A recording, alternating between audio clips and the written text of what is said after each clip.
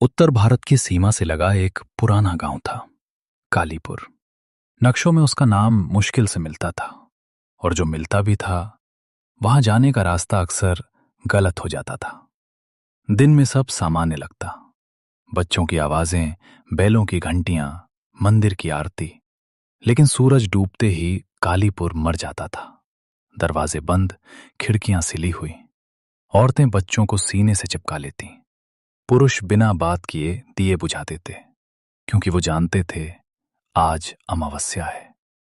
एक नियम जो जान बचाता था।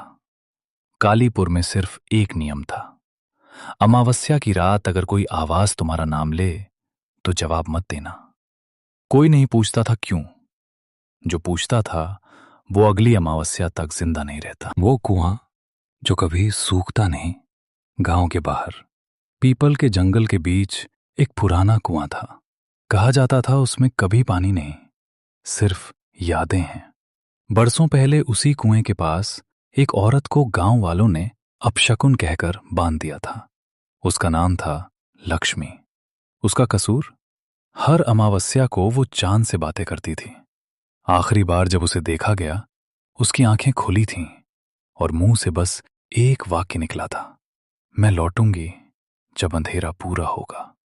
शहर से आया आदमी सालों बाद, शहर से एक आदमी आया, विक्रम, सरकारी काम से। गांव के प्रधान ने चेतावनी दी, आज रुक जाइए, अमावस्या है। विक्रम हंसा, मैं इन बातों पर विश्वास नहीं करता। रात को ठीक 12 बजे, जब पूरा गांव नींद का नाटक कर रहा था, ठक ठक उसके दरवाजे पर दस्तक हुई। विक्रम ने पूछा, कौन?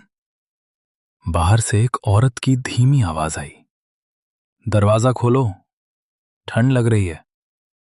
आवाज में ऐसा अपनापन था कि दिल ने दिमाग को चुप करा दिया। जैसे ही उसने कुंडी खोली, कोई नहीं था, लेकिन जमीन पर गीले पैरों के निशान थे जो अंदर की ओर जा रहे थे।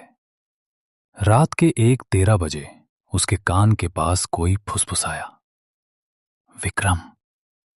उसका नाम कोई गांव वाला भी नहीं जानता था।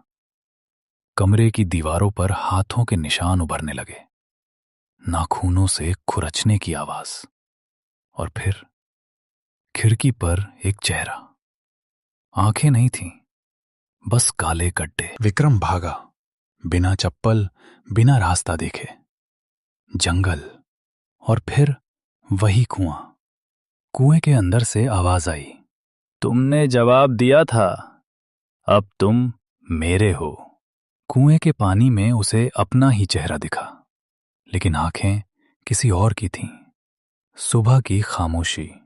सुबह जब गांव वाले निकले, विक्रम का कमरा खाली था। बस दीवार पर खून से लिखा एक वाक्य, अमावस्या अभी खत्म नहीं हुई। कुएं के पास एक नया साया खड़ा था, 2 आवाजों में हंसता हुआ।